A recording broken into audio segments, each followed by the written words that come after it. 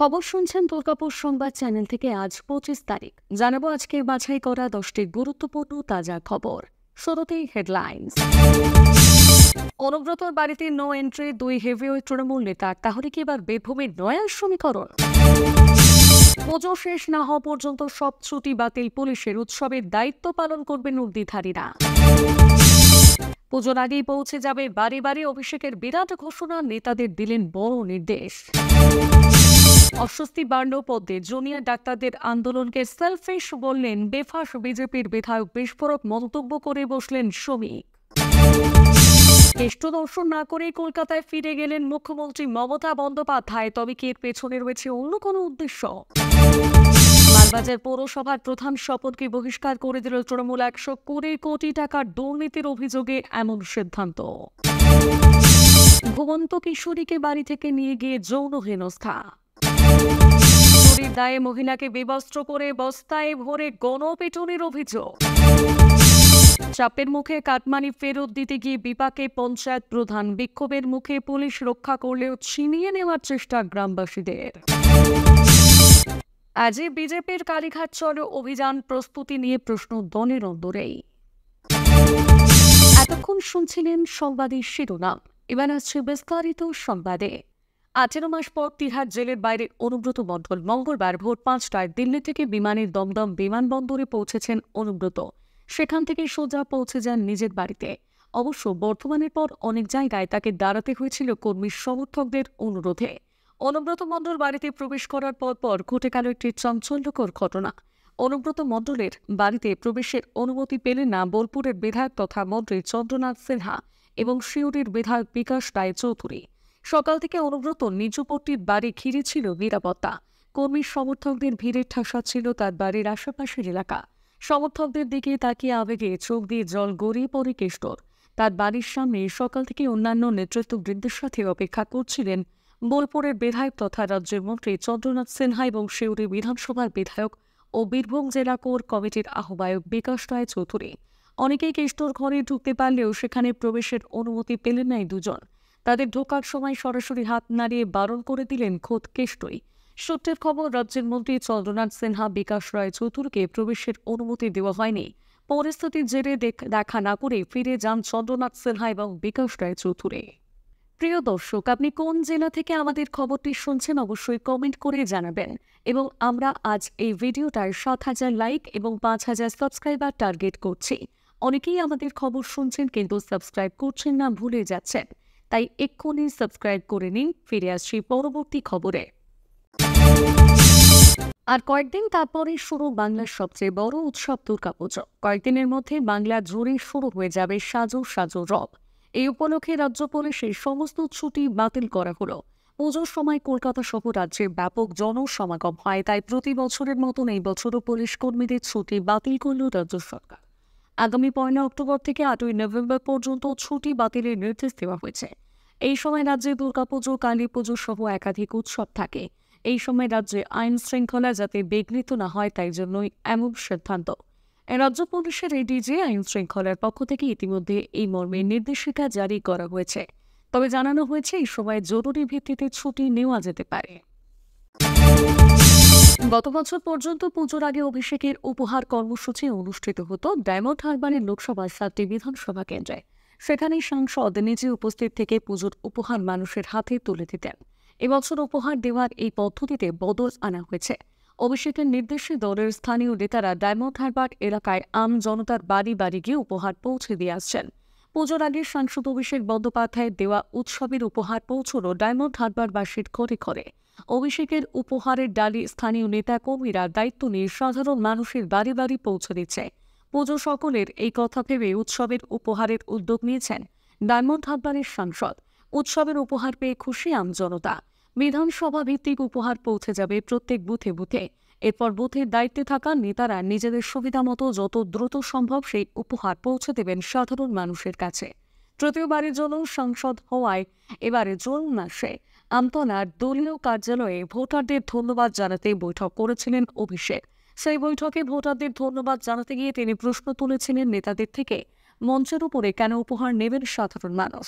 বহু ক্ষেত্রে নেতারা উপহার দেওয়ার মুহূর্তের ছবি তুলে তা প্রকাশ্যে ছড়িয়ে দেন, যা নাপাসান্ত তৃণমূলের সর্বভারতীয় সাধারণ সম্পাদকের। আর তার বক্তব্য ছিল, যদি উপহার দিতেই হয় তাহলে তা পৌঁছে দিতে হবে সাধারণ মানুষের বাড়ি গিয়ে। দলীয় বিধায়কের বেফাঁস মন্তব্যে রীতিমতন অস্বস্তিতে বঙ্গবন্ধু শিবির। আরজিকর ইস্যুতে জুনিয়র ডাক্তারদের কর্মবিরতি শেষ হওয়ার পরে তাদের আন্দোলনকে তোপ দাগলেন ময়নার বিজেপি বিধায়ক অশোক দিন্দা। সংবাদ মাধ্যমকে দিন্দা বলেন, ডাক্তাররা তো আন্দোলন শুরু করেছিলেন নিজেদের স্বার্থ সিদ্ধির জন্য। এক কথায় সেলফিশ মুভমেন্ট ছিল। চিকিৎসক তরুণের খুন ধর্ষণের বিচার চেয়ে তো তারা পথে নামেননি। সেসব দাবি নিয়ে ডাক্তাররা আন্দোলন শুরু করেন, সেগুলো তো নিজে থেকেই হয়ে যেত। বিনীত গোয়েলও সরে যেতেন, তার জন্য এভাবে আন্দোলন করা অর্থহীন। জুনিয়র ডাক্তারদের আন্দোলন নিয়ে বিস্ফোরক মন্তব্য করায় দলীয় বিধায়ক অশোক দিন্দাকে নিয়ে অস্বস্তিতে পড়েছে গেরুয়া শিবির। বিজেপি বিধায়কের এও দাবি, আসলে নিজেদের স্বার্থ পূরণ করতে আন্দোলন শুরু করেছিলেন জুনিয়র ডাক্তাররা। আরজিকর কাণ্ডের বিচার চেয়ে মোটেই তারা পথে নামেননি। বলা বাহুল্য, আরজিকর হাসপাতালে তরুণী চিকিৎসকের ধর্ষণ ও খুনের প্রতিবাদে কলকাতা সহ দেশ জুড়ে ব্যাপক আন্দোলনে নামেন ডাক্তাররা। আন্দোলনের ঢেউ ছড়িয়ে পড়ে বিদেশেও। ৪২ দিন ধরে কর্মবিরতি পালন করেন জুনিয়র ডাক্তাররা। আন্দোলনকারীদের চাপে বেশ কিছু দাবি দেওয়া মেনেও নিয়েছে সরকার। মুখ্যমন্ত্রী মমতা বন্দ্যোপাধ্যায়ের সঙ্গে বৈঠক করেন আন্দোলনকারী চিকিৎসকেরা। সিজিও কমপ্লেক্স অভিযানের মাধ্যমে সল্টলেকের স্বাস্থ্য ভবন চত্বর থেকে আন্দোলন থেকে সরে আসার কয়েকদিন কাটতে না কাটতে বিজেপির তারকা বিধায়ক অশোক দিন্দার নিশানায় জুনিয়র ডাক্তাররা। যদিও দলীয় বিধায়কের এই ধরনের বেফাঁস মন্তব্য প্রসঙ্গে রাজ্য বিজেপির প্রধান মুখপাত্র তথা রাজ্যসভার সাংসদ শ্রমিক ভট্টাচার্যকে প্রশ্ন করা হলে তিনি বলেন, উনি কি বলেছেন আমার জানা নেই। জুনিয়র ডাক্তারদের ৫ দফা দাবি নিয়ে যে আন্দোলন, তাদের নিজস্ব কিছু দাবি থাকবেই। আমরা এই আন্দোলনকে যেমন সমর্থন জানিয়েছি তেমন সহযোগিতা করেছি। আমাদের দফা একটাই, তৃণমূলের বিসর্জন। আমি জানি না অশোক দিন্দা কোন পরিপ্রেক্ষিতে এই ধরনের মন্তব্য করেছেন, তবে যে কোনো নাগরিকের ব্যক্তিগত মতামত থাকতেই পারে। ঘরে ফিরেছেন জেল ফেরত অনুব্রত মণ্ডল। গেছিলেন বীরভূম জেলা পার্টি অফিসে। ওদিকে কেষ্টর ঘরে ফেরার দিন আজ প্রশাসনিক বৈঠক করতে বীরভূমে উপস্থিত ছিলেন মুখ্যমন্ত্রী তথা তৃণমূল নেত্রী মমতা বন্দ্যোপাধ্যায়। জল্পনা ছিল, প্রশ্ন ছিল, আজ কি তাহলে নেত্রীর সঙ্গে সাক্ষাৎ হবে কেষ্টর? জল্পনা যেয়ে রেখে অনুব্রত মণ্ডল বলেছিলেন, আজ দিদি আসছেন, শরীর ভালো থাকলে দেখা হবে। দিদির জন্য সবসময় আছে। বীরভূমের মাটিতে পা রেখে অনুব্রত জানিয়েছেন, দিদির জন্য আমি আছি, বরাবর থাকব। মমতা বন্দ্যোপাধ্যায়কে ভালোবাসি, দিদিও আমাকে ভালোবাসেন। যদিও যেমনটা জল্পনা করা হয়েছিল, বাস্তবে তেমনটা হলো না। বন্যা পরিস্থিতি নিয়ে বীরভূমের প্রশাসনিক বৈঠক শেষে সাংবাদিক সম্মেলনে অনুব্রত প্রসঙ্গে নীরব রইলেন মুখ্যমন্ত্রী মমতা বন্দ্যোপাধ্যায়। এমনকি বৈঠক শেষে মুখ্যমন্ত্রী কলকাতার উদ্দেশ্যে রওনা দিয়েছেন বলেও খবর। অর্থাৎ কেষ্ট দর্শন না করে কলকাতায় ফিরেছেন মমতা। কোটি কোটি টাকার দুর্নীতির অভিযোগে দল থেকে অনির্দিষ্টকালের জন্য বহিষ্কার করা হল জলপাইগুড়ি জেলার মালবাজার পৌরসভার তৃণমূল চেয়ারম্যান স্বপন সাহাকে। গত কয়েকদিন ধরে তার বিরুদ্ধে ওঠানামার অভিযোগ নিয়ে জল্পনা চলছিল। শেষমেশ মঙ্গলবার বহিষ্কার করা হল স্বপনকে। অভিযোগ, ১২০ কোটিরও বেশি টাকার আর্থিক দুর্নীতির সঙ্গে যুক্ত স্বপন। টাকা নিয়ে অযোগ্যদের চাকরি পাইয়ে দেওয়া, আবাস যোজনার টাকা তছরূপ, মার্কেটের দোকান বন্টন থেকে শুরু করে অবৈধ নির্মাণের ছাড়পত্র দেওয়া। স্বপনের বিরুদ্ধে একাধিক অভিযোগ উঠেছে। শাসক দলের অন্দরে এ নিয়ে বেশ কিছুদিন ধরে কানাঘুষো চলছিল। একাধিক অভিযোগের ভিত্তিতে মঙ্গলবার দুপুরে তাকে অনির্দিষ্টকালের জন্য দল থেকে বহিষ্কার করা হয়েছে। জলপাইগুড়ি জেলা তৃণমূল সভাপতি তথা জেলা পরিষদের অন্যতম সদস্যা মহুয়া গোপ জানান, দলের ঊর্ধ্বতন নেতৃত্বের কাছ থেকে নির্দেশ এসেছে মালবাজার পৌরসভার চেয়ারম্যান পদে থাকা স্বপনকে অনির্দিষ্টকালের জন্য তৃণমূল থেকে বরখাস্ত করা হচ্ছে। মহুয়া বলেন, একদিকে গত লোকসভা নির্বাচনে খারাপ ফল, তার উপর স্বপনের বিরুদ্ধে বিভিন্ন মহল থেকে দুর্নীতির নানা অভিযোগ দলের উচ্চ নেতৃত্বের কাছে পৌঁছেছে। সেই সব দিক বিচার করে সিদ্ধান্ত নেওয়া হয়েছে। জেলায় তৃণমূল কংগ্রেসের ভাবমূর্তি উজ্জ্বল রাখতে এমন সিদ্ধান্ত, যারা যারা এই ধরনের কর্মকাণ্ডে জড়িত থাকবেন, দলের ভাবমূর্তি নষ্ট করার চেষ্টা করবেন, তাদের কাউকে রেহাত করা হবে না। পঞ্চম শ্রেণীর এক ছাত্রীকে বাড়ি থেকে নিয়ে গিয়ে যৌন হেনস্থার অভিযোগ উঠল। শনিবার রাতে বজবজ থানা এলাকার ঘটনা। রবিবার কিশোরীর পরিবার থানায় অভিযোগ দায়ের করে। তার ভিত্তিতে তদন্ত শুরু করার পাশাপাশি মেয়েটির মেডিকেল পরীক্ষা করেছে পুলিশ। পুলিশ সূত্রে খবর, ওই কিশোরীর মা লিখিত অভিযোগে জানিয়েছেন, শনিবার রাতে কেউ বা কারার জানলা দিয়ে হাত ঢুকে দরজা খুলে তার মেয়েকে ঘুমন্ত অবস্থায় নিয়ে যায়। রবিবার ভোরে ঘুম ভেঙে ওই মহিলা এবং তার স্বামী দেখেন বিছানায় মেয়ে নেই। ওই ঘরে দম্পতির সঙ্গে তাদের মেয়ে ছাড়া ৫ বছরের শিশু পুত্রও শুয়েছিল। রবিবার সকালে ঘটনাটি জানাজানি হতে এলাকায় চাঞ্চল্য ছড়ায়। শেষে সকাল ৮টা নাগাদ নাবালিকা বাড়ি ফিরে আসে। সে মাকে জানিয়েছে এক কাকু তাকে নিয়ে গিয়েছিল, তবে তার নাম কি, তাকে কেমন দেখতে সেসব বলতে পারেনি। কিশোরীর দাবি ওই ব্যক্তিও বলেছিল সেই ঘটনার কথা কাউকে জানালে তাকে গুলি করা হবে। তদন্তে নেমে কয়েকজনকে জিজ্ঞাসাবাদ করছেন বজবজ থানার আধিকারিকেরা। প্রাথমিকভাবে পুলিশের অনুমান ওই পরিবারের পরিচিত কেউ এমন ঘটনা ঘটিয়েছে। সেই সঙ্গে নাবালিকার বক্তব্য যাচাই করেও দেখা হচ্ছে। মহিলাকে বিবস্ত্র করে বস্তায় ভরে গণপিটুনির অভিযোগ। পটাশপুর থেকে অচেতন অবস্থায় মহিলাকে উদ্ধার করা হয়, তাকে একটি নার্সিংহোমে ভর্তি করানো হয়েছে। ঘটনায় আরও একবার নারী নিরাপত্তা নিয়ে প্রশ্ন উঠেছে। পূর্ব মেদিনীপুর জেলার পটাশপুর 2 নম্বর ব্লকের সাউথখন্ড গ্রাম পঞ্চায়েত এলাকার ঘটনা। পুলিশের স্থানীয় সূত্রে জানা গিয়েছে, গত রবিবার আক্রান্ত মহিলা প্রতিবেশী এক বৃদ্ধার সোনার হার চুরি হয়। এই ঘটনায় বৃদ্ধার পরিবারের লোকেরা মহিলাকে সন্দেহ করে। তারপর গ্রামবাসীদের জানান। অভিযোগ, গ্রামবাসীরা ওই মহিলাকে বাড়ি থেকে তুলে নিয়ে গিয়ে জিজ্ঞাসাবাদ করেন। মহিলা অস্বীকার করলে রাতে গণপিটুনি দেন বলে অভিযোগ। খবর পেয়ে ঘটনাস্থলে পৌঁছয় পুলিশ।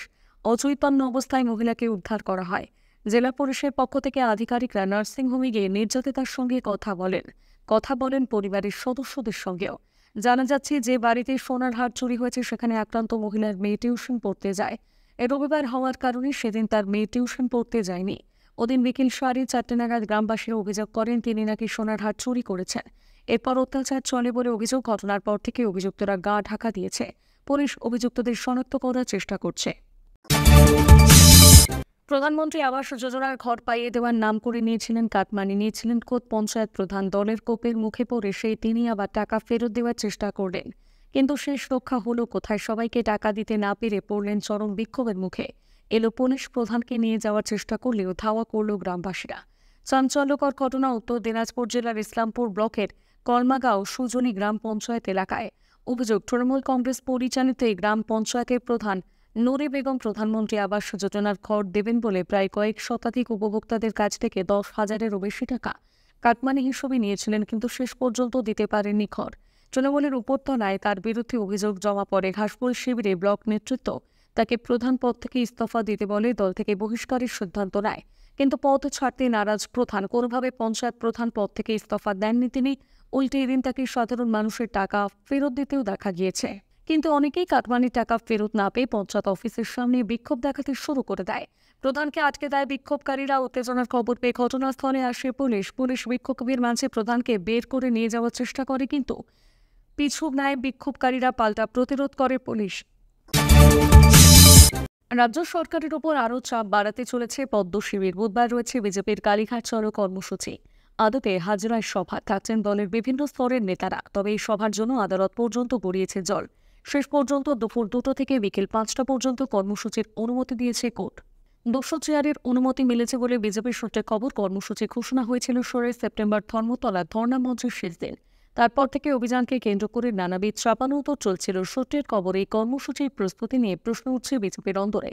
এই ধরনের কর্মসূচির জন্য যেভাবে ছাপানো উচিত, যা প্রস্তুতি নিয়ে ছাপানো উচিত তা নেই। দলের বৈঠকে তা নিয়ে প্রশ্ন উঠেছে। এমনকি এই কর্মসূচির জন্য কোনো প্রচারও সেভাবে হয়নি বলেও আক্ষেপ কোনো নেতার। আজকের মতন খবর এখানেই শেষ হলো। ভালো থাকুন, সুস্থ থাকুন। অবশ্যই আমাদের চ্যানেলটিকে সাবস্ক্রাইব করে দিন, আর যাবার আগে একটি লাইক দিয়ে যান। ধন্যবাদ।